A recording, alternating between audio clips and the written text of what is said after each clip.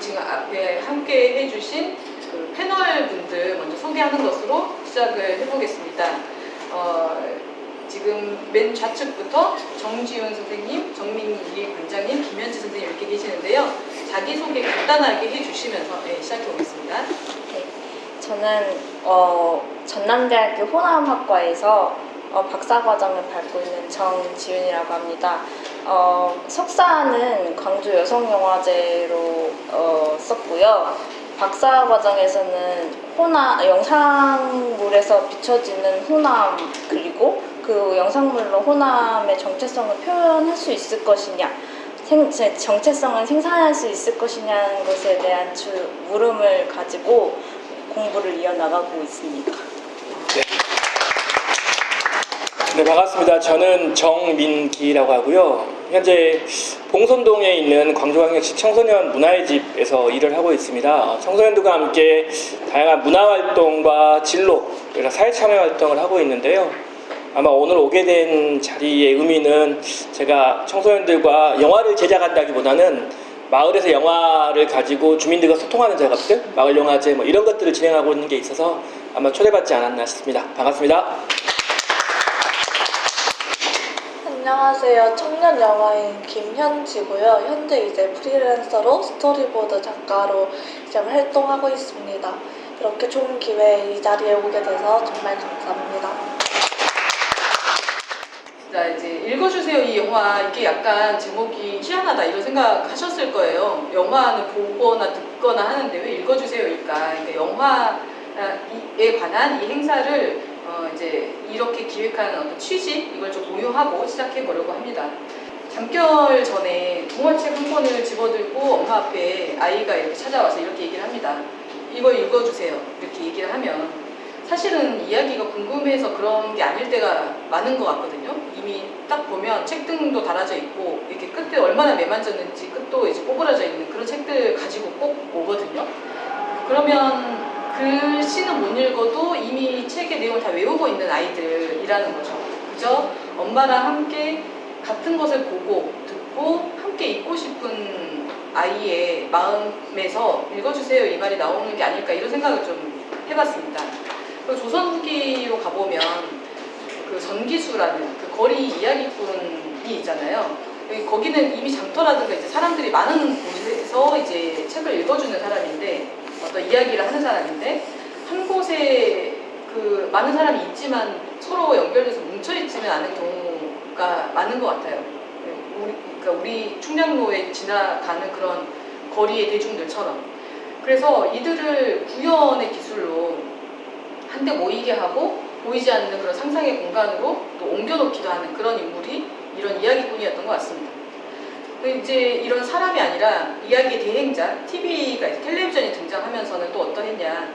마을 단위에도 이제 TV가 희귀해서 한 집에 뭐 이장님 댁에 이렇게 TV가 있으면 모여서 이렇게 영화관처럼 보고 서로 이제 그 이야기를 나누던 그런 때가 있었다고 하는데 그때는 이제 노인, 어린이, 뭐 여성이 할 거 없이 다 모여서 그 장소에, 그 장면에 몰입했던 그런 또 일들이 있었지 않습니까? 그래서 어떤 이야기를 듣고 그것에 대한 반응을 주고받고 하는 그런 자리에는 분명히 이야기도 중요한데 이야기보다 연결의 즐거움, 서로 함께 있고 함께 연결되고 있다라는 걸 느끼는 그 즐거움이 있었던 게 아닐까 그런 생각이 들었습니다. 이 프로그램은, 오늘 이 프로그램이 여기 이 연결의 즐거움에 핵심이 있습니다. 이걸 우리가 한번 누려보고 체험해보고 기억할 만한 그런 추억으로 남겨보자, 이런 취지를 가지고 읽어주세요 이 영화라는 제목을 붙여봤습니다. 그래서 이 행사의 이 프로그램의 캐치프레이즈 구호는 이겁니다. 영화로 있다. 그 발음기호 안에 이것을 넣은 이유는 몇 가지 중의적인 의미를 부여하고 있기 때문인데요. 다음과 같은 이 세 가지입니다. 하나는 이제 잊어버리는 거, 그리고 하나는 있는 거, 자리에 있는 거, 그다음에 하나는 연결되는 그 있는 거. 그래서 이 세 가지에 있다의 의미를 이제 떠올리면서 이 영화로 있다라는 캐치프레이즈를 한번 이제 정해봤는데요. 저희가 이제 3일 진행을 하고 있는데 첫날부터 이렇게 지금 하고 있거든요. 그 맨 왼쪽에 계신 패널분부터 한 줄씩 이렇게 직접 외쳐주시는 거예요. 그래서 정지윤 선생님이 첫 번째 줄, 정민기 관장님이 두 번째, 그다음에 김현지 선생님이 세 번째 하시면 제가 마지막을 이제 얘기를 하고 이게 진짜 소름 끼치게 좋다 이런 생각이 드시면 청중분들이 박수를 치면서 이렇게 해주시면 됩니다. 환호를 해주시면 됩니다. 자, 그럼 바로 해보겠습니다. 오늘의 자리에서 새롭게 기억하자. 그래도 여기 같이 있자. 어제와 내일을 여기서 같이 이어보자. 기억하고 느끼고 말하는 자리, 영화라는 공감장에서. 하셨어요? 좋았어요? 괜찮아요? 네. 자, 오늘의 주제는 그 하위 그 이야기거리, 소재. 이건 이 세 가지로 좀 제안을 해봤는데요. 이제 읽어보자면 인서울을 바라보는 인광주의 시각. 두 번째는 영상 영화를 빌린 여성과 청년 또는 청소년들의 말하기. 세 번째는 주변과 서발턴의 반화. 이렇게 그 화제, 이야기감을 먼저 제안을 드려봤습니다. 오늘의 그 수다에 제목하여 입 없는 자들의 말, 힘, 영화입니다. 먼저 그 첫 번째 순서는요, 그 세 분 모신 분들의 이야기를 먼저 듣는 것으로 이제 해볼 텐데요. 이렇게 하시고 싶은 일이라든가 아니면 평소 어떤 제안하고 싶었던 일, 그리고 자유롭게 지금 떠오르는 그런 단상을 얘기해 주셔도 좋습니다. 정지윤 선생님이 그 이틀째 너무 지금 긴장을 하면서 그러고 계시기 때문에 김현지 선생님부터 먼저 그럼 들어보도록 할게요. 저는 이제 요즘에 최근에 로맨스 영화를 자주 봤단 말이죠. 로맨스 영화를 보면서 느낀 게 로맨스는 50년 전에도 있었고 이제 막 30년 전에도 있었고 지금도 있고 앞으로도 계속해서 만들어질 건데, 사실 이 로맨스 영화의 플롯은 되게 아주 간단해요. 누군가가 고난과 역경을 헤쳐나가서 사랑을 하고 아니면 그걸 결국 못 이겨내고 이별을 하고, 이러한 이별의 과정이나 사랑의 과정 두 개 중에 하나가 대부분은 플롯으로 결정지어지는데, 왜 사람들은 이제 로맨스 영화를 보면서 모두가 끝에는 행복해지거나 이제 불행해지는 걸 알면서도 왜 계속해서 이러한 로맨스 영화가 만들어지고 또 계속 생겨나는지 저 여태 좀 궁금했었거든요. 이거에 관해서 같이 이야기하고 싶어요. 네, 그러니까 처음에 제가 이 자리에 초대받고도 나는 영화하는 사람이 아닌데 무슨 이야기를 꺼낼 거냐 고민을 했는데, 주제 아까 보니까 뭐 청소년들의 이야기가 조금 있어서 제가 일하고 있는 직장의 입장이 아닌 그냥 개인의 입장에서 놓고 보면 영화를 볼 수 있는 기회가 그렇게 많지 않아요. 그러니까 아이를 키우고 있으면 아이 때문에 시간을 가질 수 있는 상황은 아니거든요.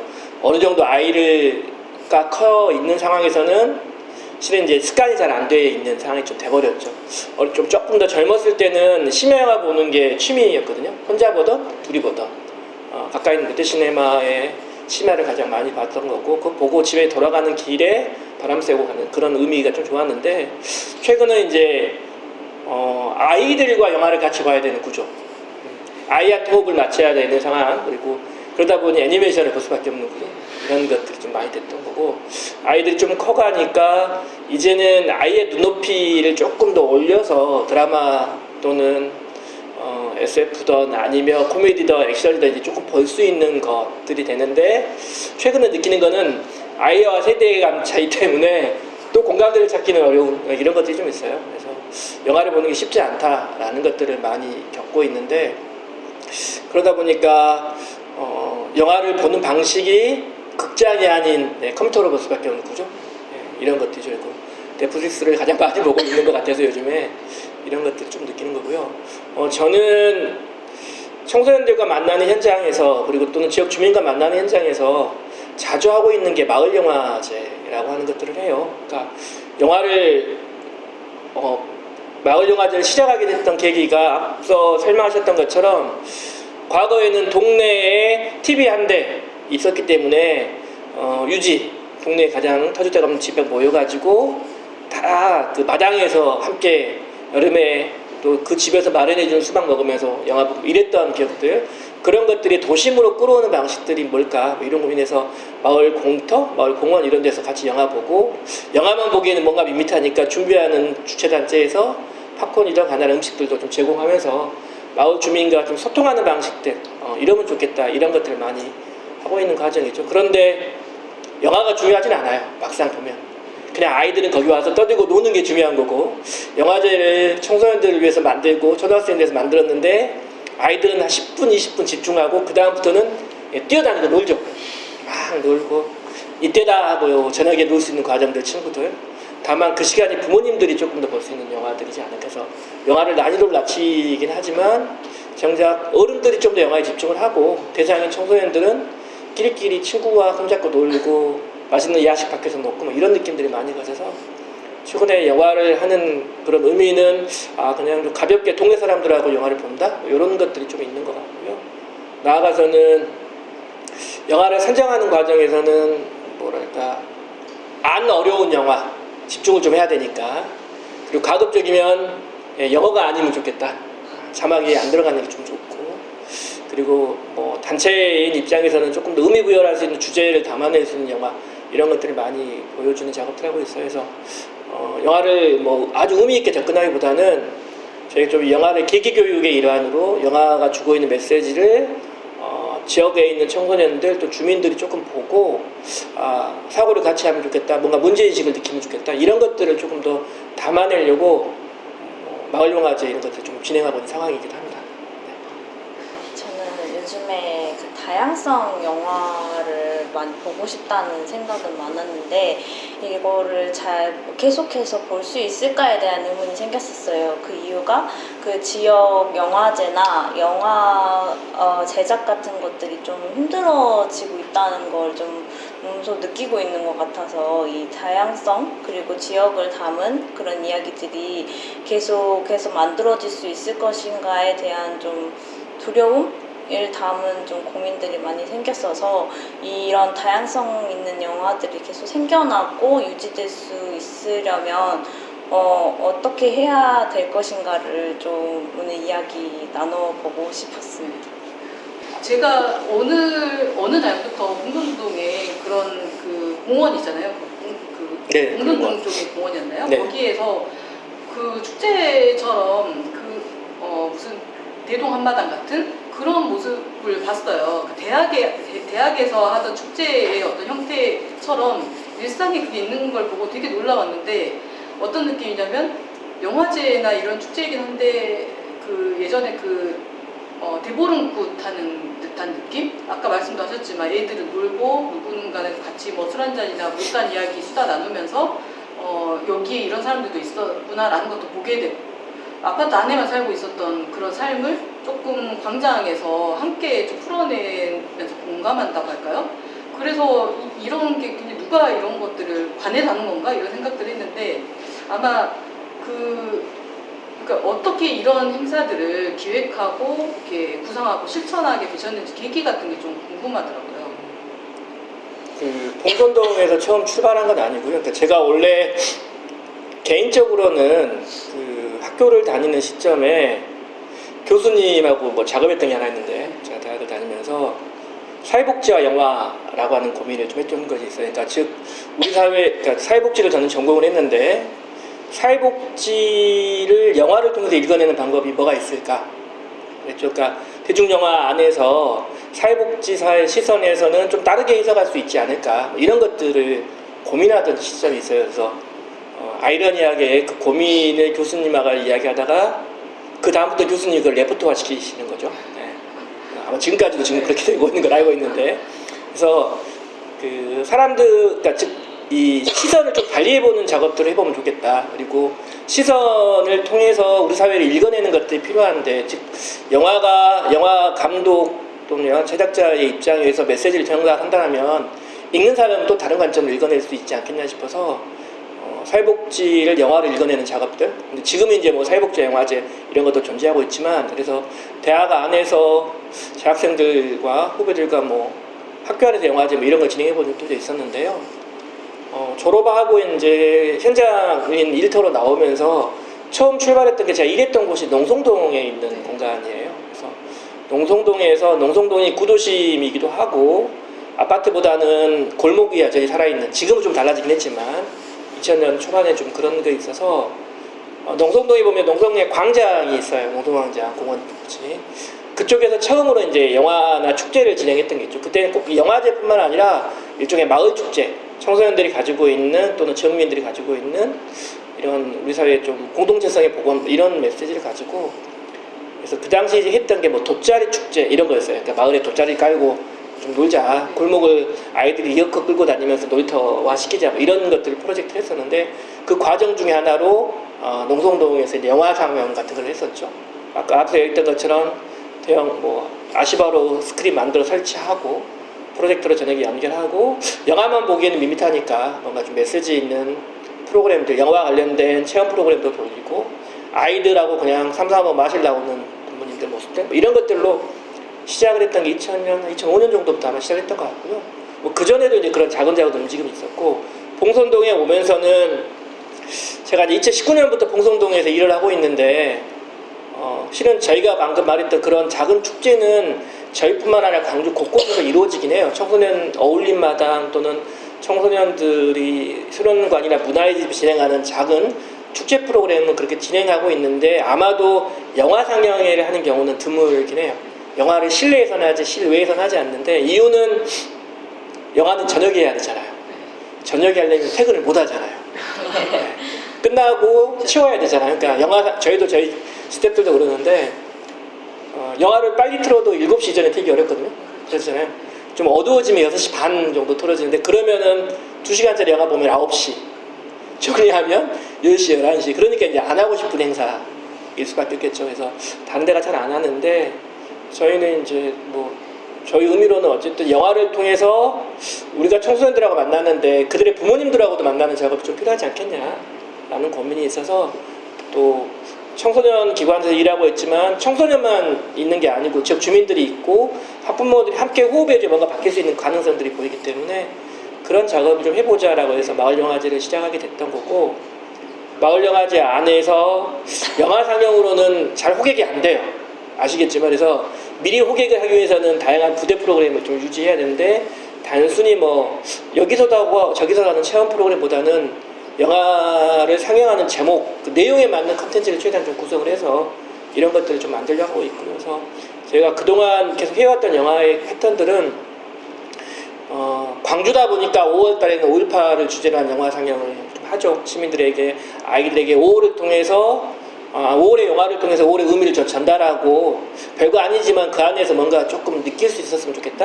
그리고 영화에 집중하지 않는 친구들하고는 다른 체험 프로그램을 통해서 5월의 의미를 조금 전달하고, 부모님들한테는 부모님들이 보면서 아이들에게 뭔가 좀 메시지를 좀 남겨주면 좋겠다. 그리고 선생님들하고 장난치고 노는 이런 것들을 좀 하면 좋겠다 해서 5월 달에는 5.18과 관련된 여러 가지 상업영화들을 틀 수밖에 없죠. 아직까지는.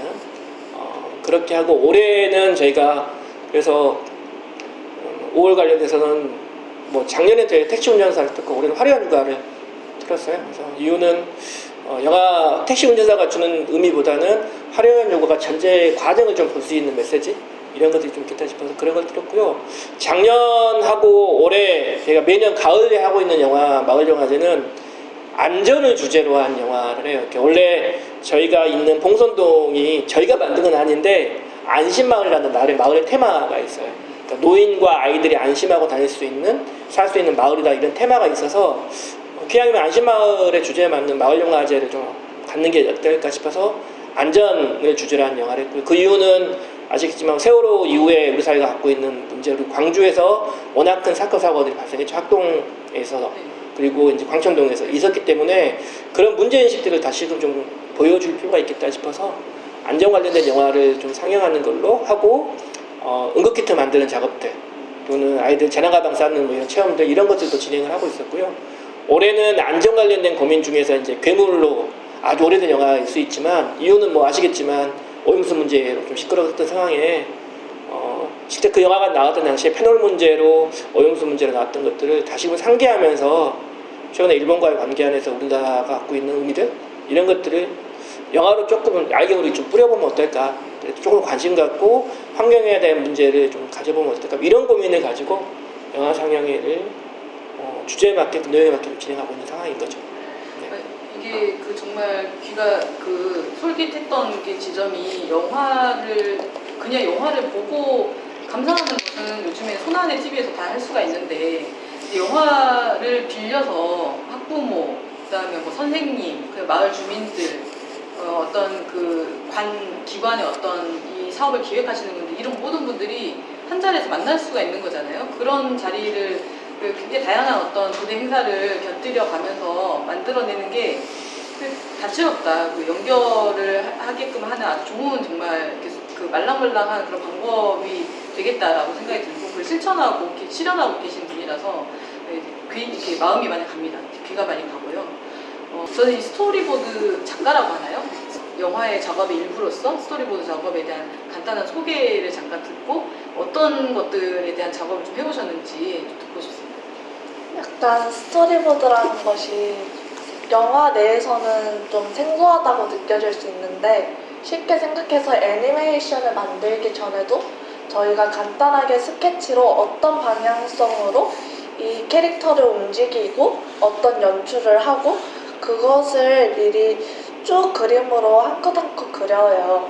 그것을 영상화했었을 때 그래야 영상화했었을 때 이것이 움직임이 이제 부드럽고 이것이 어떤 식으로 이제 이동하고 연출되고 화면에서 보이는지가 거기에서 이제 담아내지기 때문에 그런 역할인데 사실 스토리보드가 남한테 생소하다고 느껴질 수 있는 점은 저는 약간 스토리보드 작업이라는 자체가 쉽게 말해서 저희 백조나 이제 오리들이 물가에 수영할 때 유유히 수영하잖아요. 다들? 하지만 이제 밑에서는 발 안 빠지려고 이렇게 버둥버둥 되면서 수영을 하는 그것이 바로 저는 스토리보드 역할이라고 생각해요.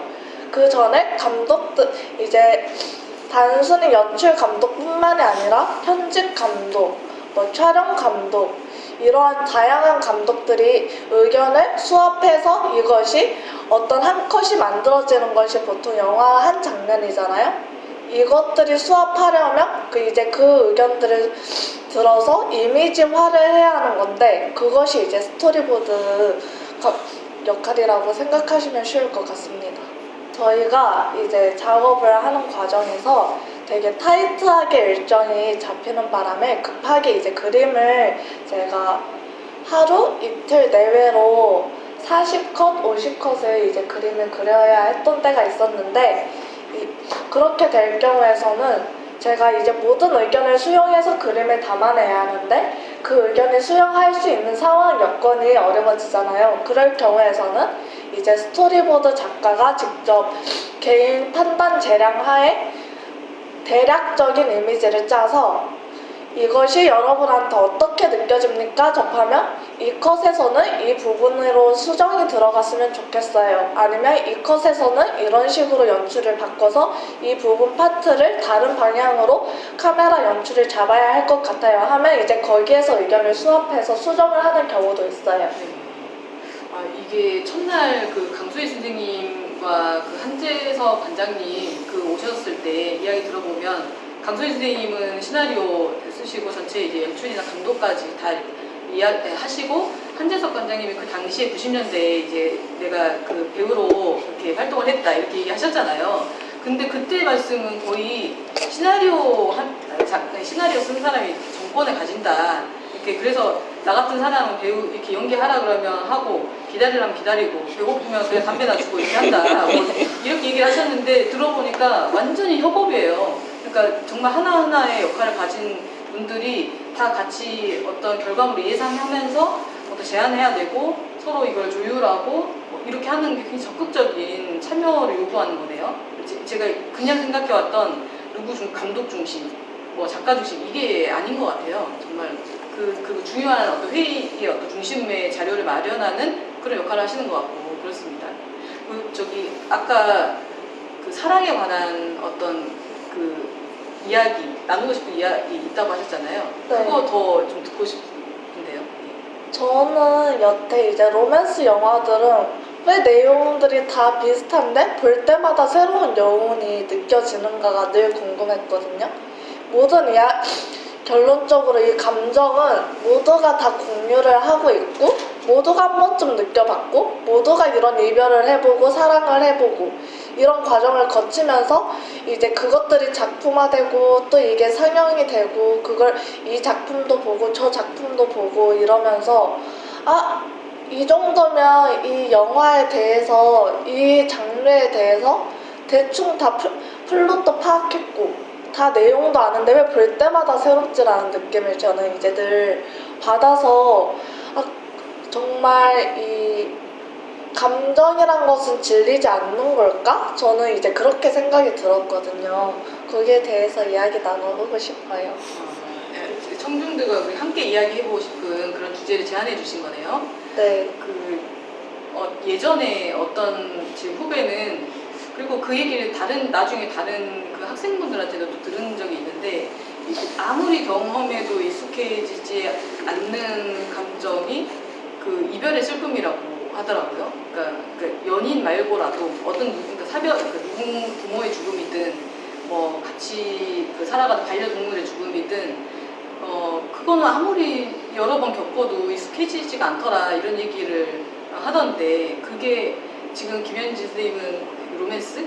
사랑이라고 했잖아요. 어떻게 보면 이름만 다르지 같은 것 같아요. 이별의 슬픔이든 사랑의 어떤 로맨스의 감성이든 항상 왜 이렇게 새롭지? 라는 그 말씀이 좀 그렇게 생각이 갑자기 떠오르게 됩니다. 네, 계속 아까부터 생각이 들었던 건데, 그러니까 제가 요즘에 뭘 하고 있나가 저한테는 가장 큰 관심사니까, 저한테는 뭐가 가장 관심이 있지를 생각해보면, 결국에는 저는 항상 다양한 사람들이 나오는 영화였던 것 같아요. 그러니까 우리가 가장 많이 보는 영화는 그 남자 여자가 나와서 뭐 사랑을 하고 이런 내용이잖아요. 근데 저는 좀 더 다양한 걸 보고 싶은 거죠. 그러니까 모두가 할 수 있는 공통의 고민을 나누는 것보다는 좀 지역 사람들만 할 수 있는 고민을 다룬 영화라던가 아니면 성소수자들이 나와서 우리들만의 이야기를 할 수 있는, 그리고 그 이야기를 함으로써 또 자기들만의 이야기를 하고 있는데 분명 다른 사람도 공감할 수 있는 그런 이야기들이 좀 더 많이 나왔으면 좋겠다라는 생각이 계속 하거든요. 그리고 제가 여기를 계속 버스를 타고 다니면서 가장 생각이 들었던 거는 버스에는 굉장히 버스를 탈 수 있는 사람들만 탄다는 생각이 또 들었어요. 그러니까 외국에 나가거나 그러면 굉장히 휠체어 탄 사람, 유모차를 끌고 탄 사람 이렇게 다양한데 우리나라 버스에는 굉장히 좀 한정돼 있지 않나? 이런 생각이 들었어요. 그래서 영화도 요즘에 그렇게 좀 한정되게 그런 버스를 타고 있다는 생각도 들고, 그래서 좀 더 지역의 사람들의 고민을 담은, 그리고 여러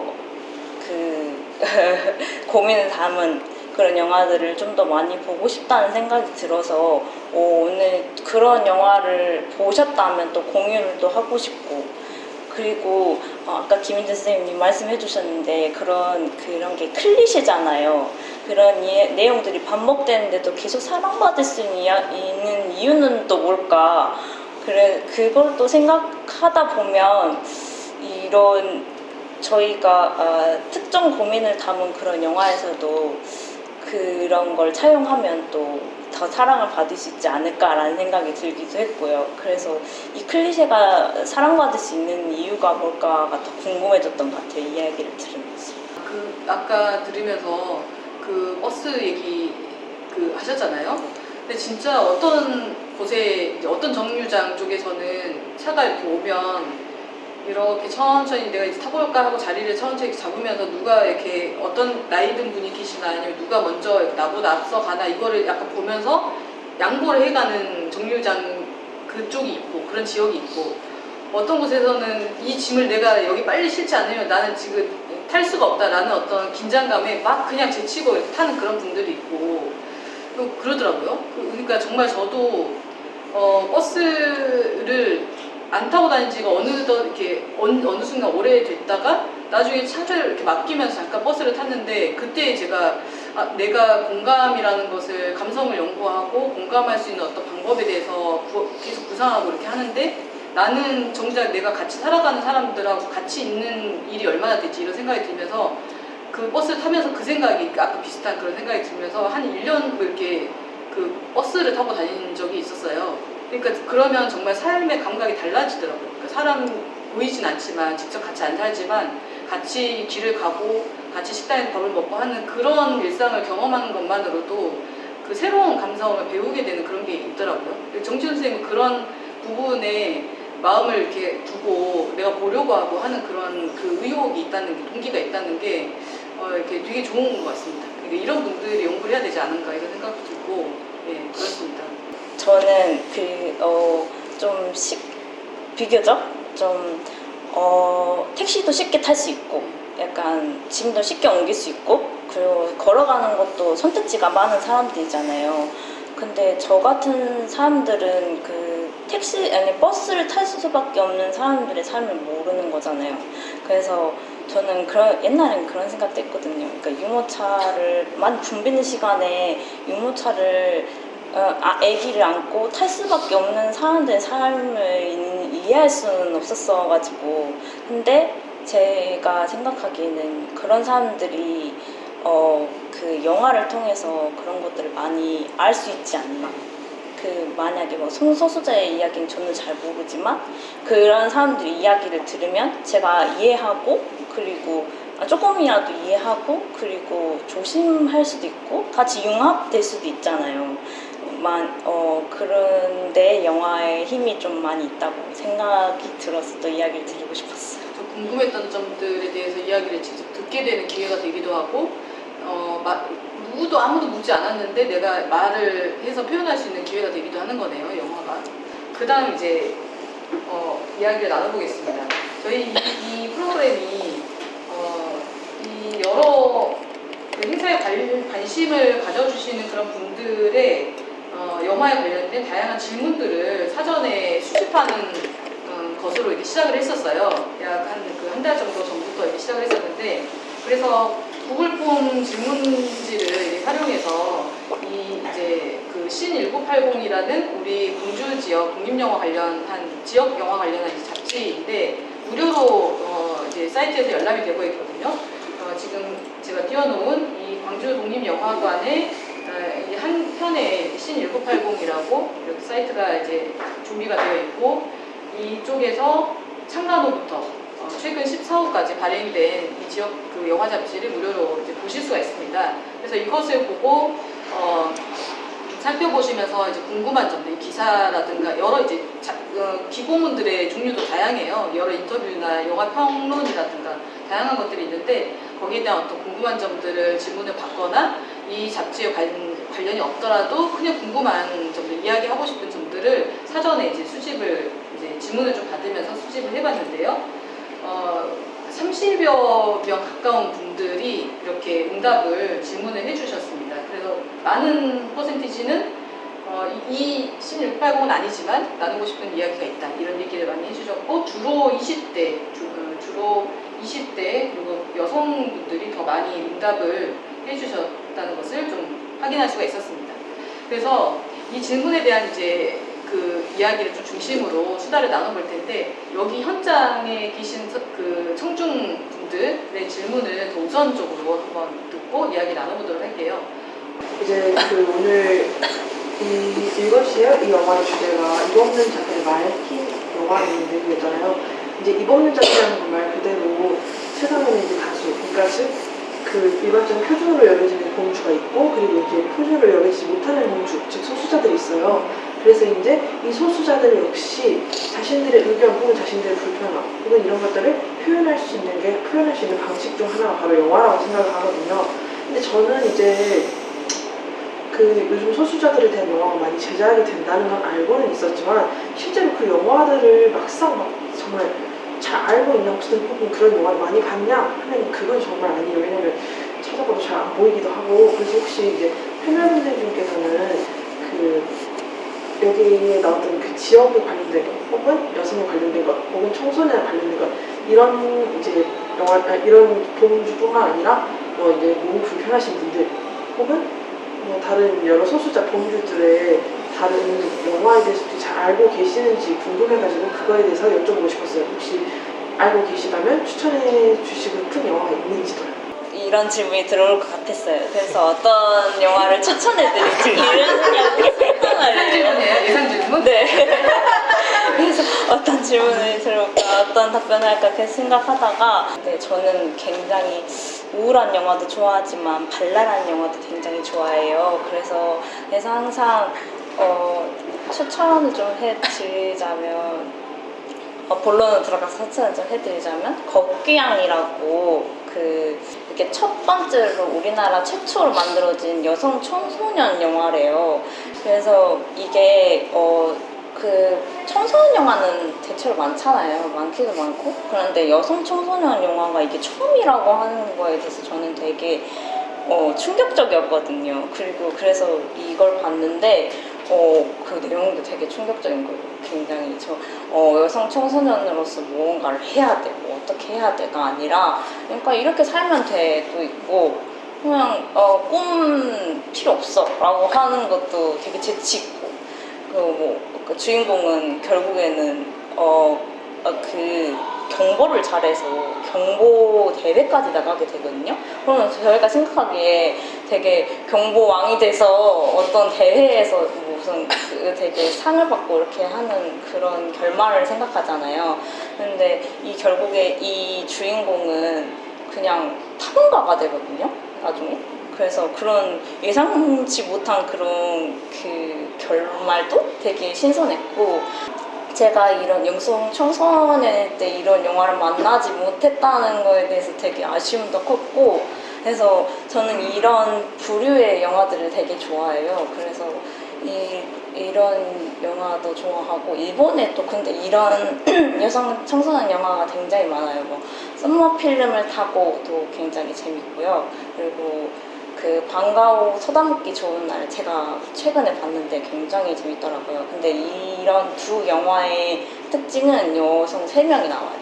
여성 청소년 3명이 나와서 이 굉장히 다른 삶을 살아요, 3명이서. 근데 그 3명이서 힘을 합치면 못할 일이 없는 거죠. 근데 그런 영화들을 보면 굉장히 여성으로서 어떻게 살아갈 것인가에 대해서 굉장히 열린 시각을 가질 수 있었기 때문에 저는 이런 영화를 추천해 드리고 싶습니다. 감사합니다.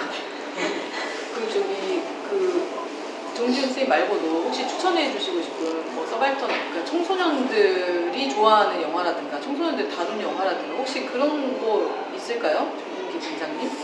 제 개인적인 관심사였는데요.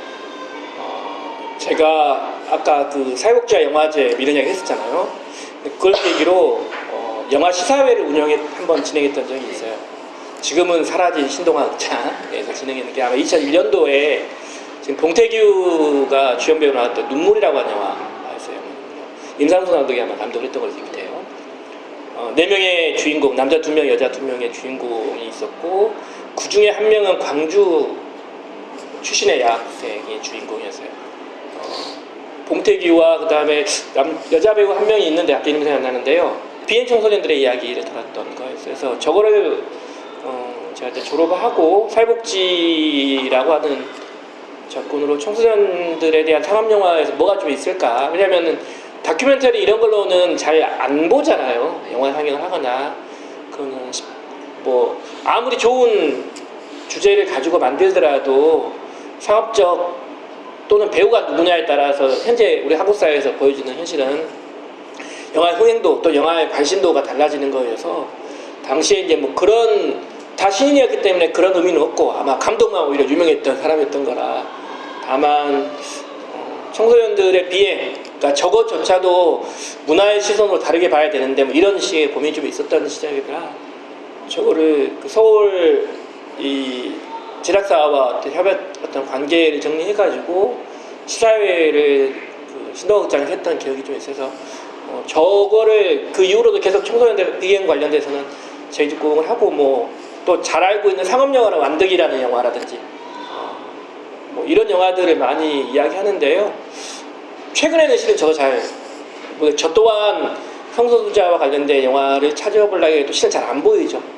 굳이 그런 영화를 찾으려면 영화제 가야 봐야 되는 상황이니까 일상적으로는 보지 못해서 좀 안타까운 거는 아까도 뭐 잠깐 그런 얘기를 했는데 청소년 관련된 영화든 여성 관련된 영화든 장애인 관련된 영화든 우리 사회 소수자들의 이야기들은 실은 영화제가 아니면 볼 수 없다 라고 하는 한계들이 있고 그 영화제에서도 실은 그 순간이 아니면 볼 수 없는 거잖아요. 뭐 영화제 3일 동안에 3일 내내 하는 것도 아니고 딱 한 섹션에 한 타임만 있는 거잖아요. 그래서 그리고 아이러니하게도 그 영화제가 많이 홍보가 잘 안 되기 때문에 지나가는 영화죠. 개인적으로는 어쨌든 그런 소수자들의 이야기를 담은 게 어떤 방식으로도 많이 좀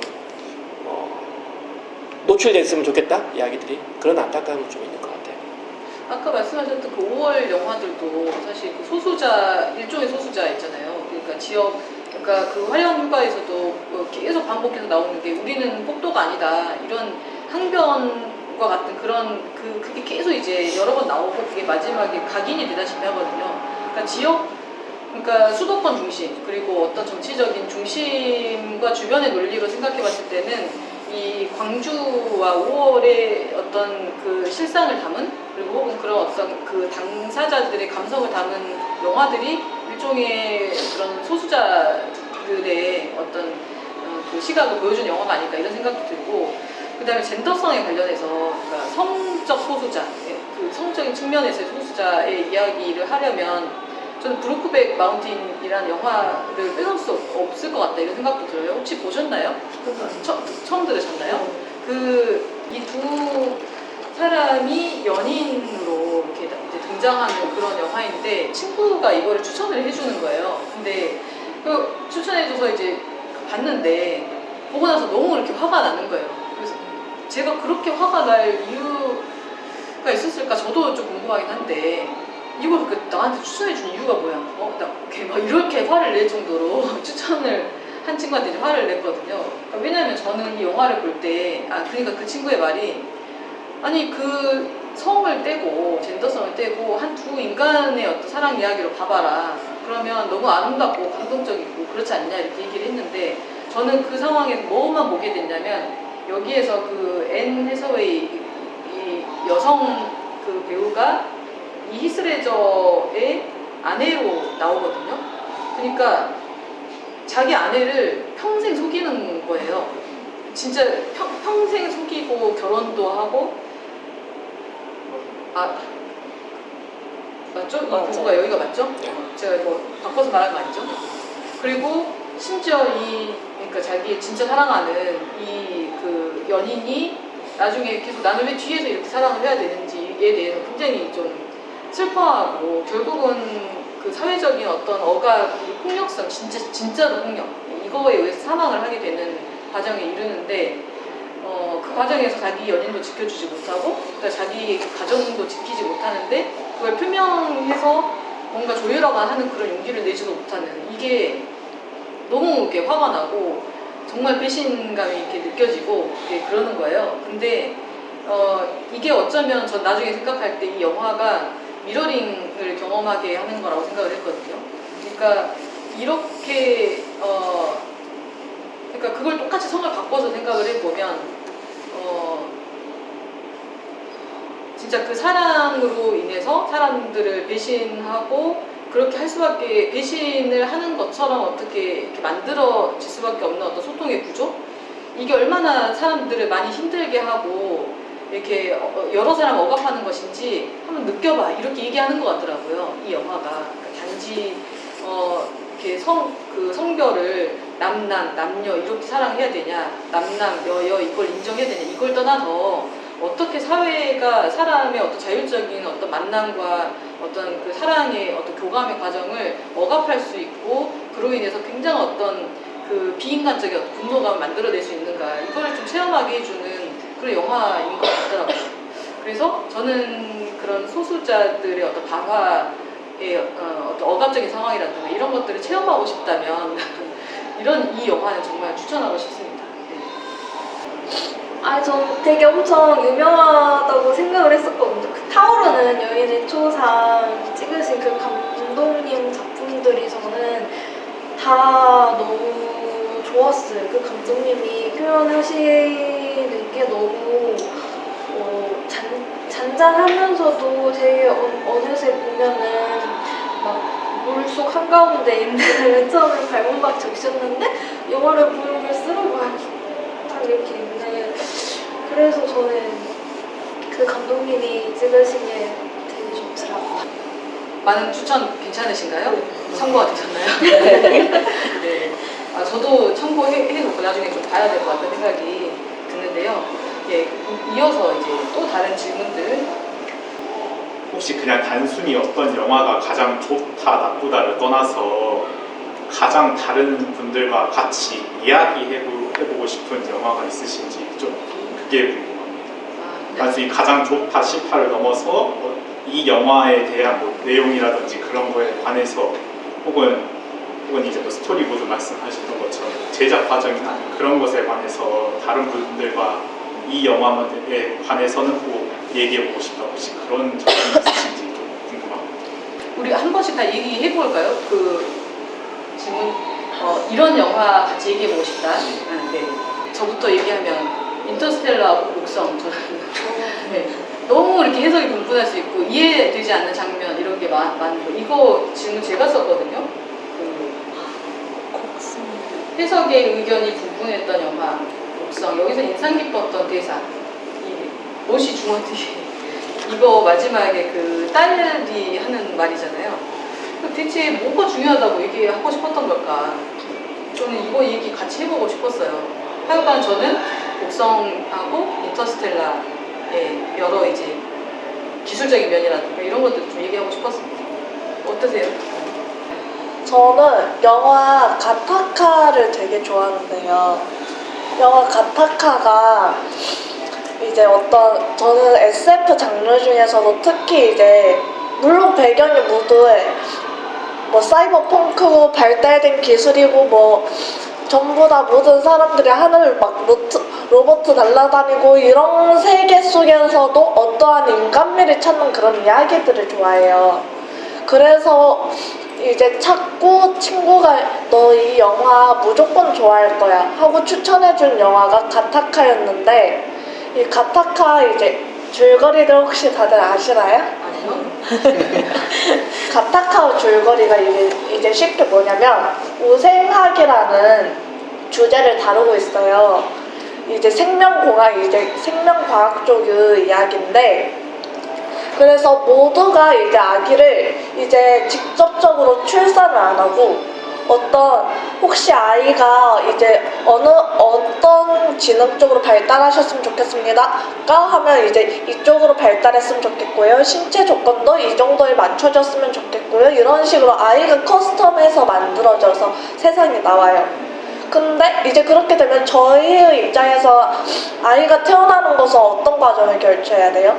부모가 서로 사랑을 해서 출산을 해서 그 아이가 이제 자연적으로 만들어지는 과정을 통하는데 그렇게 아이가 커스텀 돼버리면 그냥 자연으로 태어난 아이와 그 커스텀된 아이 둘 중에서 누가 더 훨씬 월등하다고 생각할까요, 다들? 당연히 이제 커스텀된 아이들이 훨씬 더 뛰어난 지능과 이제 뛰어난 이제 능력치를 가진 채로 세상을 살아가게 되죠. 그걸로 인해서 계급이 나누어지게 됩니다. 커스텀된 아이들은 이제 좋은 직업들을 선택할 수 있고 우주 밖으로 나와서 막 일을 할 수 있고 다재다능하고 할 수 있어. 그렇지만 내 몸으로 출산한 그 자연으로 태어난 아이는 이제 그렇게까지 높은 신체의 한계를 넘지 못해. 이런 세상 속에서 그 이제 주인공이 유전학을 이제 넘어서서 우주로 나아가는 과정을 이제 자기의 다른 친구 우생학을 속일 수 있는 어떤 브로커를 만나서 이제 자기의 꿈을 이루려고 가는 거예요. 그 과정이 저는 너무 신선하게 느껴졌더라고요. 그래서 이 부분에서 약간 우리는 당연히 몸에서 태어난 아이를 당연히 당연하고 늘 그걸 봐왔고 늘 이걸 접해왔고 하는 것을 접해와서인지 오히려 반대로 내가 나아진 그것이 계급이 생겨서 하찮게 여겨진다면 이 주제가 저는 마음에 좀 꾹 찼어요. 나는 그냥 태어났는데 그러면 나는 아무런 커스텀이 되지 않은 그냥 열등한 유전자들의 총체일 수 있잖아요. 그러니까 이 발상 자체가 여러 사람을 되게 슬프게 하는 지점이 있는 것 같아요. 가타카 이 97년도 영화인데 어떻게 이거를 추천해준 분들 되게 신기하네요. 친구가 이제 SF 장르를 좋아해서 생명공학 쪽을 좋아해서 SF 영화를 저보다 훨씬 많이 본 거예요. 그래서 넌 나보다 이제 영화를 좋아하면 영화과를 가는 게 더 맞지 않나? 이랬는데 이제 친구가 자기는 이제 영화를 좋아해서 과학을 선택한 거라고. 어쩌보면 내가 SF 영화를 좋아했으니까 과학으로 갔을 걸 나름의 생각을 못했을까. 이게 다른 이제 방향으로 발상이 되더라고요. 저는 열린 결말을 엄청 좋아하는 편이거든요. 굉장히 잘 수용하는 편인데 저의 언니나 동생은 굉장히 싫어한단 말이에요. 열린 결말을 왜 그렇게 결말을 그렇게 흐지부지 끝내서 뭐 이렇게 저는 제가 봤을 때는 굉장히 요운에 남고 굉장히 좋은 받아들일 수 있는 그런 건데 열린 결말을 이렇게 싫어하는 것을 보고 그럴 수도 있겠다라고 생각을 했고 그리고 며칠 전에 이야기를 나누다가 그런 얘기가 나왔어요. 요즘 사람들은 열린 결말을 좀 잘 받아들이는 것 같다. 했는데 저는 제 주위에는 못 받아들이는 사람들만 있잖아요. 그래서 아닌 것 같다. 못 받아들이는 사람도 많은 것 같다. 이랬는데 그분이 말하기를 열린 결말을 잘 받아들인다고 생각한 데 이유는 요즘 사람들은 좀 불확실한 것에 두려움이 없다 하더라고요. 네, 없어서 그래서 그런 결말들도 다 받아들일 수 있고 오히려 즐기는 것 같다. 그런데 즐기는 것 같다라고 생각했는데 혹시 여러분 열린 결말 좋아하시는지가 좀 궁금해지더라고요. 그래서 네, 저는 좋아합니다. 첫날에 그 한승원 선생님 청년 영화인 그분도 얘기하신 게 이런 질문 나왔었잖아요. 열린 결말 이런 영화 어떻게 생각하느냐? 근데 그거는 그 관객에게 그 의미를 확정하는 것은 관객에게 달려 있다. 이런 쪽으로 이제 얘기를 하셨고, 근데 호불호는 있는 것 같다는 생각이 드는데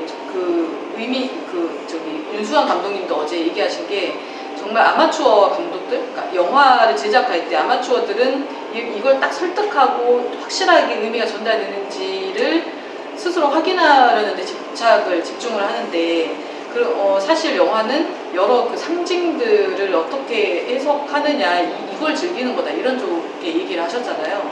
그래서 물론 이제 호불호는 다를 수 있겠지만 사실은 영화라는 것이 그 의미를 해석하는 그런 작업을 관객에게 선물해 주는 게 아닐까 이런 생각도 들거든요. 많은 사람들이 열린 결말을 안 좋아하는 사람들의 경우는 그럴 것 같아요. 돈을 내고 봤는데 뭔가 결과가 나와야 내가 돈에 안 아까운데 나보고 또 생각을 하라고 한다면 내가 왜 이 돈을 내고 영화를 봐. 생각을 예, 그런 거에 그때일 것 같아요. 그러니까 특히나 상업녀들의 다수가 결과를 보여주려고 하는 것들이 있죠. 특히나 이제 시간이 어떻게 지났는지 모르게 금방 끝나려고 하는 영화들, 특히나 뭐 코미디가 됐던 또는 액션이 됐던 이런 영화는 상대적으로 결말이 좀 있는 거죠.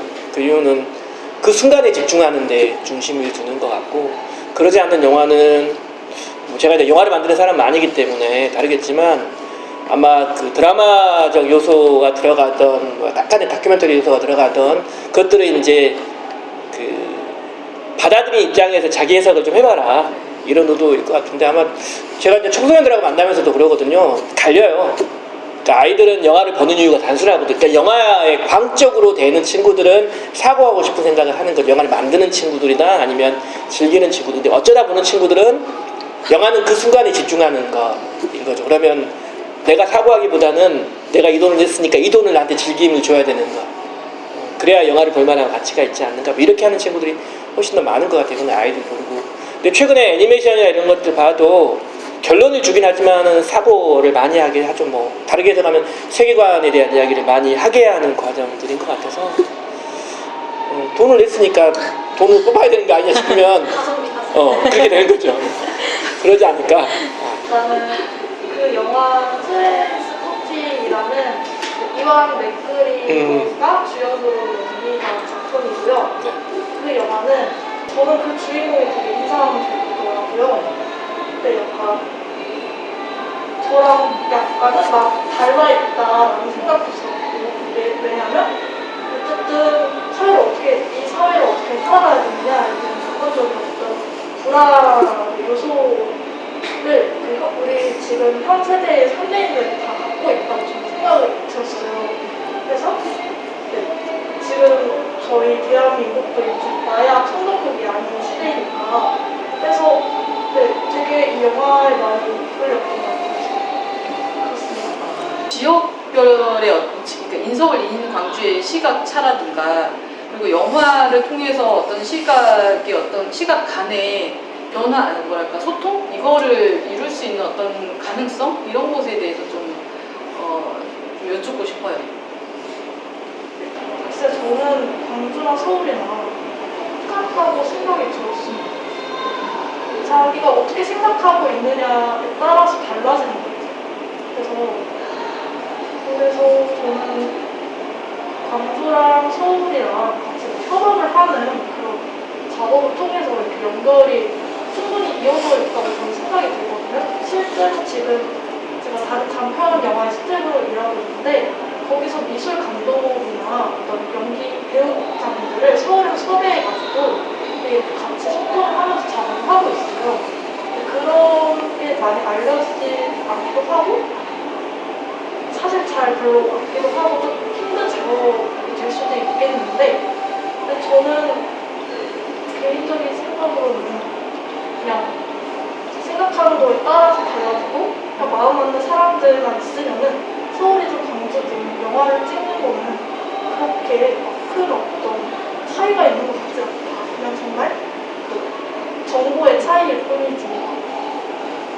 저는 영화 전공이 아니란 말이에요. 일상에서 그냥 관객일 뿐이었는데 이번에 이 행사를 이제 준비하고 섭외하고 이렇게 여러 이야기를 하면서 그러니까 20대에서 30대 초반 이 정도 젊은 영화인들, 뭐 영화 관련된 일을 하고 계시거나 관심 있는 분들은 다 이 비슷한 얘기를 하시는 거예요. 저는 이 지역 사람이라고 얘기하기가 좀 지역에서 활동한다 얘기하기가 좀 애매한데요. 이런 경우들이 많은 거예요. 그러니까 한마디로 어느 지역에 한정된 공간의식, 그러니까 어떤 한정 딱 규정된 장소성을 가지고 있지 않더란 말이죠. 그러니까 이게 오히려 그러니까 광주의 영화 이렇게 얘기를 하면 광주 영화가 어떤 거지? 광주성은 뭘까요? 이게 오히려 더 의아하고 그게 오히려 이상한 거지. 지금은 매체를 통해서 정말 그 정신적인 그 이동을 굉장히 이렇게 유목민처럼 하고 있는 그런 세대인 거잖아요. 그래서 오히려 지구 반대편의 일상을 내가 하루에도 정말 수없이 몇 시간 동안 좋아서 그걸 들여다보면 나의 장소성은 거기에 있는 거죠. 여기 현재 여기 내가 신체가 자리한 곳이 아니라 내가 좋아하고 마음 가는 곳, 아까 얘기하셨던 것처럼 마음 닿는 곳에 내 장소성이 거기에서 만들어지고 있다고도 볼 수 있을 것 같거든요. 인석을 인 광주 저는 좀 다르게 해석을 했는데 실은 지역에서 문화활동을 한 영화도 마찬가지 문화활동을 친다면 성장할 수 없다라는 나름의 결론들을 가지고 있잖아요. 왜냐면은 실은 뭐 영화는 좀 다를 텐데 지역에서 음악하는 친구들은 결국은 서울로 갈 수밖에 없는 구조거든요. 왜냐면 광주에서는 음악의 수요가 없는 거죠. 공연할 공간이 없는 거죠. 그리고 영화도 그러겠지만 핵심은 결국 인맥인 것 같아요. 인맥. 그러니까 내가 나 혼자 음악을 하던 팀이 음악을 하던 나 혼자 영화를 찍던 팀이 영화를 찍던 중요한 거는 모든 이런 인적 자원들은 다 서울을 중심으로 한 네트워킹이 돼 있다라고 하는 것들 때문에 광주에서 아무리 잘해도 결국은 서울로 올라가야만 그 인프라, 즉 인적 인프라를 연결할 수 있는 그림이 있는 거고 홍대를 가야 공연할 수 있는 거고 뭐 이런 느낌들이 많이 있는 거죠. 광주가 상대적으로 제가 영화를 하는 사람은 아니지만 하는 뭐 사람들 아는 사람들 놓고 보면 상장할 수 없는 한계가 이미 깔려 있는 거지 않을까 싶기도 하고요. 다만 이야기하셨던 것 또는 그 이야기했던 것 중에 광주 영화라는 게 그럼 뭘까? 뭐 이런 아까 얘기했던 즉 상업 영화들도 광주 와서 영화를 찍는 경우도 있잖아요. 광주도 그런 광주시나 광주 뭐에서 나름 예산을 지원해가지고 그거는 배경이 광주가 아니라 영화 장면상의 배경이 광주지 광주의 스토리가 아닌 거잖아요.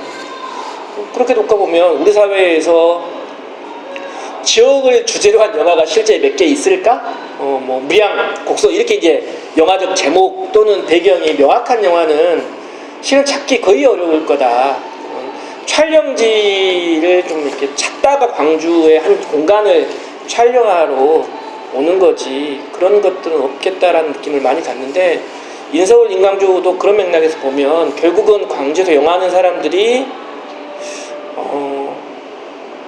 광주를 주제로 영화를 찍는 게 아니라 그냥 광주에서 영화를 찍는 거일 뿐이다라는 느낌이 드는 거죠. 그러면 결국은 이거를 배급하거나 뭔가 하려면 결국은 서울에 있는 인적 자원들과 어떤 식의 네트워킹을 하지 않으면 어렵지 않을까 이런 생각이 언뜻 들었어요. 그리고 이런 부분들을 같이 이게 뭐랄까 의식하고 있는 다양한 어떤 의식들이 서로 협업하고 또 생각을 변화시켜 가면서 나가야 되지 않을까 이런 생각도 좀 듭니다. 이제 마지막 챕터로 이제 가보겠습니다. 마지막 이제 순서는 이제 여러 질문들이 이제 한 30명 이상의 이제 분들이 이제 질문을 해주신 부분들을 제가 아침에 보내드렸거든요. 여기에서 혹시 눈여겨 보였던 질문들이 있으신지 현대 선생님들께서 뭐 한 가지 정도 있으셨다면 거기에 대한 얘기 꺼내주셔도 좋고 아니면 이제 못다한 이런 이야기들을 해주셔도 좋을 것 같습니다. 가장 인상 깊었던 거는 82쪽 그 좋아하는 일을 한다는 것은 때때로 어딘가에 갇히는 것은 아닐까? 이것에 대해서 좀 이야기를 나누고 싶었어요. 이분은 좋아하는 일을 한다는 것은 좋아하지 않는 일을 한다는 것보다 스트레스를 상대적으로 덜 받기 때문에 행복하다고 볼 수 있다라고 말씀해 주셨는데 저는 반대로 생각했거든요. 저는 아무리 좋아하는 일이라고 생각해도 이게 좋아하면 좀 더 잘하고 싶은 마음이 좀 더 강해지잖아요. 그렇기 때문에 그 잘하고 싶은 마음에 갇혀버리게 되면 결국에 제가 좋아하는 것도 잃게 되고 제가 잘하는 것도 잃게 되는 게 아닐까. 그래서 이분은 좋아하는 일을 함으로써 좋아하는 일을 하면 모든 걸 다 견딜 수 있다고 생각하시는 걸까? 라는 생각도 들었고요. 근데 제가 생각하는 좋아하는 거는 좀 한켠에 두고 좀 좋아하는 일을 하기 위해서 좀 더 해야 하는 일을 그러니까 좋아하는 일은 정말 좋아하는 일을 놔두고 정말 해야 하는 일과는 좀 구분을 해야 내가 결국엔 숨통이 트일 수 있지 않을까. 결국에 제가 일을 하다가 너무 힘들다 했을 때 찾아갈 수 있는 것이 좋아하는 일이지 제가 좋아하는 일을 정말 해야 하는 일과 결합해버린다면 저는 그 삶이 되게 힘들어지지 않을까라는 생각을 하게 됐어요. 어떤 일을 지금 제일 하고 싶은 좋아하는 일은 뭐예요? 제가 제일 좋아하는 일은 이제 집에서 그냥 드라마 보는 걸 가장 드라마? 좋아하는데요. 네. 어쨌든 영화, 영상 영화 이쪽이네요. 네. 제가 어제 드라마. 그 위대한 쇼맨이 어떤 이제 서커스 쇼를 하는 건데 이제 쉽게 말해서 나름의 다양성. 그 몸이 이제 불편하고 다양한 인종, 다양한 이런 사람들이 모여서 하나의 쇼를 펼치는 그런 이야기가 바로 저 위대한 쇼맨 영화예요. 그런데 제가 이제 이 영화를 이제 보고 나서 어떤 사람이었을까 과연 해서 궁금해서 서치를 해본 적이 있어요. 근데 이 반엄이라는 원래 인물이 그렇게 좋은 사람이 아니에요. 왜냐면 이 당시 창작 배경의 시기가 이제 산업화가 막 시작되고 사람들이 이제 점점 빈부격차에 따라서 이제 그 계급 나름은 이제 보이지 않는 계급들이 형성이 되고 또 이제 산업화 시기면 또 어떤 시대겠어요. 식민 시대가 이제 뒤이어서 열리면서 여러 흑인들 뭐 백인들의 인종 차별주의가 극심해지고 노예 제도가 아직 있었을 시기고 이런 시기에서 이것을 오히려 역기용해서 저 사람들로 서커스를 만들자 했던 그런 이제 알고 보니까 그런 사람이었던 거예요.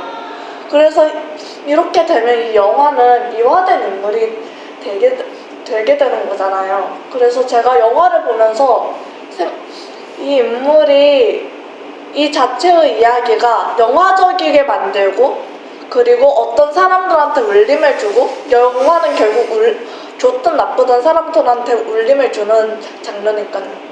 그래서 그런 울림을 주고 이러기 위해서 누군가를 극단적으로 미화를 해도 괜찮을까? 이런 생각이 들었었어요.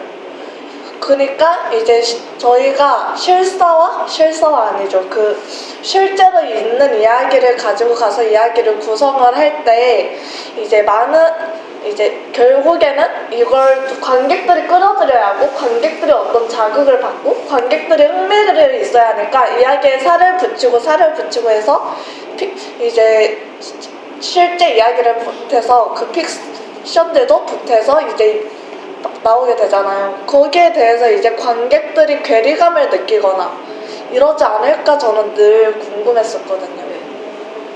배우의 어떤 뭐랄까 이렇게 현실 스캔들 이걸 볼 때도 계속 그 작품도 다시 이렇게 감상이 되고 뭐 이런 게 있잖아요. 시도 그렇고 작가들의 어떤 현실 삶에 또 영향을 받는 게 있고 비슷한 지점인 것 같아요.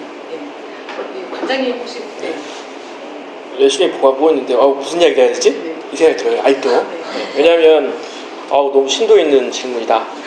너무 강해서 그냥 편하게 제가 이야기를 좀 하면 굳이 여기와 연관되는 질문이라고 한다면 창간 27쪽 나와 있는 시민들과 지역 영화인들이 자유롭게 드나들면서 영화를 배우고 활동하는 플랫폼이 있냐 광주에 이거와 굳이 거기다 연관하는 건데 저는 영화를 배운다는 표현이 촬영의 메시지인 것 같아요. 저는 근데 좀 자유롭게 영화를 볼 수 있는 곳이 있을까에 대한 부분이에요. 그러니까 즉 요즘은 이제 영화를 자유롭게 볼 수 있는 플랫폼이 온라인상에 많이 있어서 인터넷 넷플로 보던 아니면 다운받아서 보던 방식이 여러 가지가 있는 거죠.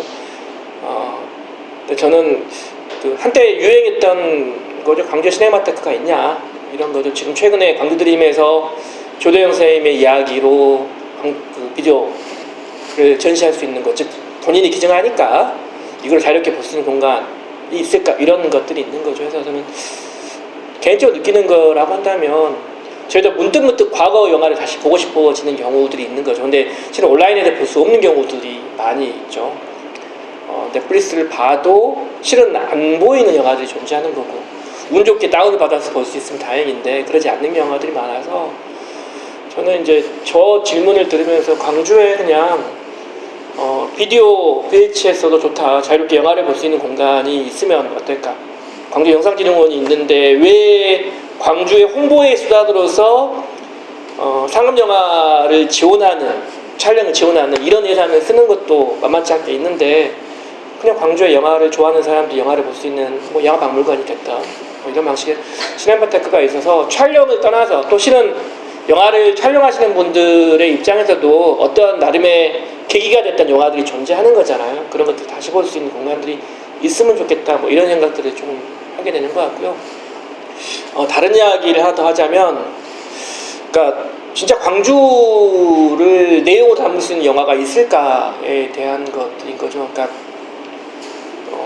광주의 스토리라고 하면 보편화될 수 있는 건가? 지금의 영화는 어느 누구나 볼 수 있는 이런 영화들이 많아진다고 한다면 광주의 스토리라고 한다면 역사성을 다루는 것이 아니고서는 광주만의 독특한 영화라고 하는 건 저는 딱히 있지는 않을 것 같아요. 왜냐면 지금 광주에서 누리고 있는 이런 생활 패턴이 다른 지역에서 못 누리냐 이러는 건 아니잖아요.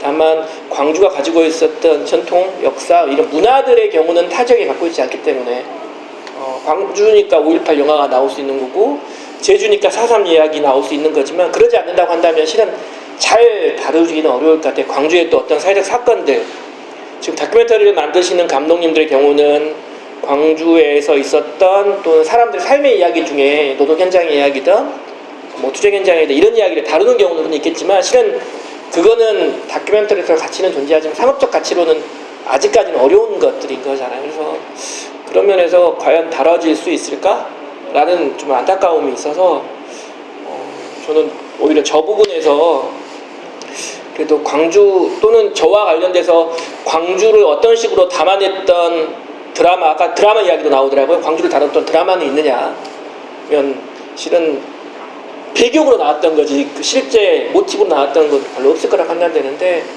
그런 것들도 잘 전시되면 좋겠다. 최근에 전일비된 이사회에서 작년인가 재작년인가가 아마 광주를 주제로 한 노래 전시 뭐 이런 것들을 지금도 아마 있는 걸 알고 있는데 그런 것처럼 광주가 조금이나 담겨져 있는 영화 뭐 이런 것들도 전시되면서 저런 시네마테크가 있으면 어떨까 이런 생각을 좀 해보고요.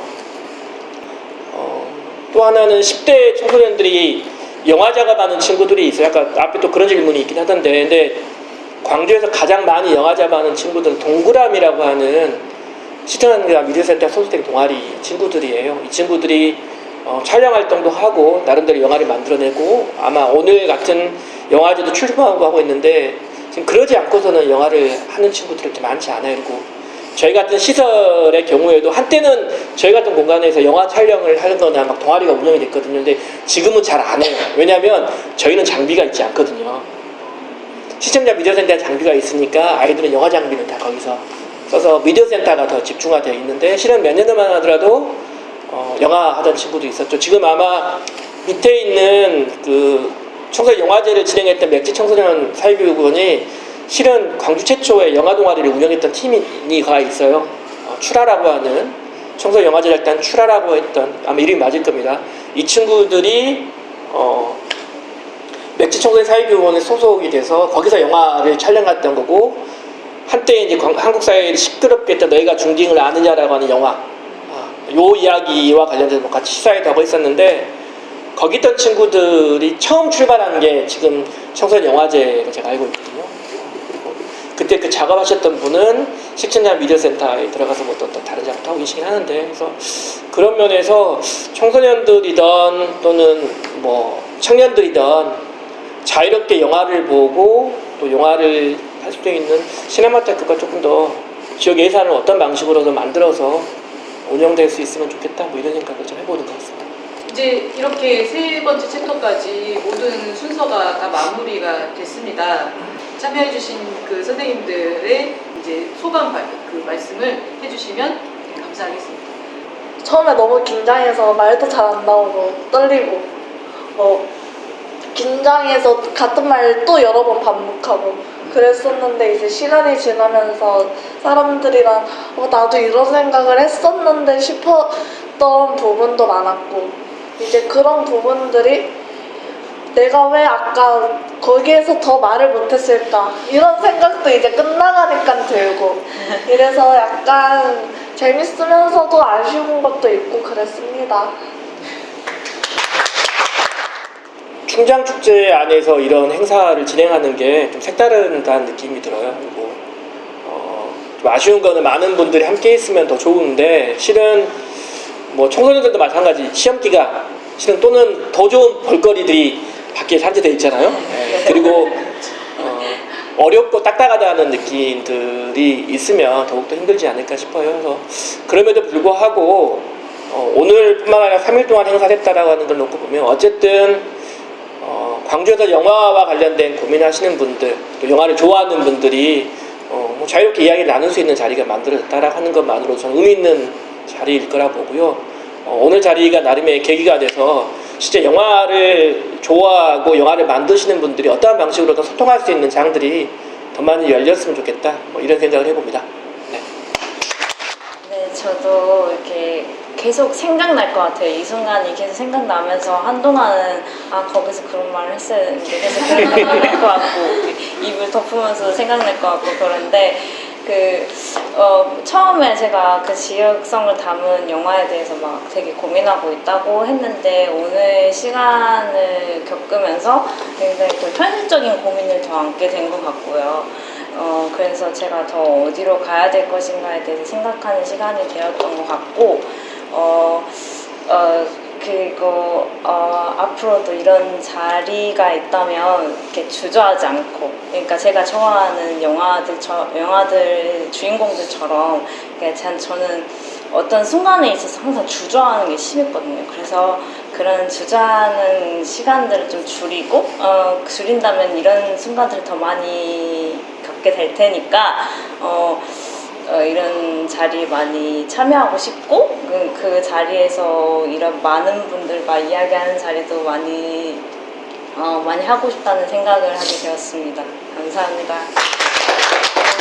오늘 벌써 이렇게 한 달 이상 8월 말 정도부터였나요? 그때부터 준비했던 이 행사를 마무리하게 됐습니다. 이게 전례도 없고 어떤 그 뚜렷한 정체성도 없는 희한한 그런 프로그램이었거든요. 축제의 장에서 학술적인 그런 부분과 그다음에 영화라는 그런 부분하고 그다음에 축제라는 이런 부분을 연결시킨다. 저는 근데 이거를 지금 3일 동안 지금 체험하고 나서 느끼는 게 정말 영화를 빌려서 한 자리에 모였더니 우리의 삶이 보이지 않았던 그리고 여러 다양한 영역에 숨겨졌던 여러 생각들이 드러나는구나. 그러니까 이 자리에서 지금 살고 있는 우리의 현재가 여기 이렇게 펼쳐져 보이는구나. 이거를 확인하게 됐어요. 그러니까 혼자서 미디어를 보면서 상상하는 것도 아니라 그리고 그냥 나 혼자의 그 추억이나 기억 속에서 혼자만 느끼는 그런 서사가 아니라 함께하는 만들어가는 그 이곳의 서사 있잖아요. 삶의 서사가 진짜 이렇게 보일 수 있구나라는 것을 확인하게 됐습니다. 그래서 누구나 참여할 수 있는 그런 어떤 그 주제의 어떤 수다장이 다방면으로 이렇게 만들어졌으면 좋겠다. 그런 것들 제가 스스로 또 만들어 가는데 일조했으면 좋겠다. 이런 생각을 해보았습니다. 함께 손을 놓고 관심 갖고 참여해주신 모든 분들이 이 행사의 중심이었거든요. 이걸 만드신 주체들이었던 것 같고 너무 제가 판을 처음에 시작했던 이로서 너무 감사하다는 말씀을 다시 한번 드리겠습니다. 예, 너무 감사합니다. 영화를 매개로 한 로컬 수다장 읽어주세요. 이 영화 제 3화까지 오늘 이렇게 큰 박수로 함께 마무리하도록 하겠습니다. 감사합니다.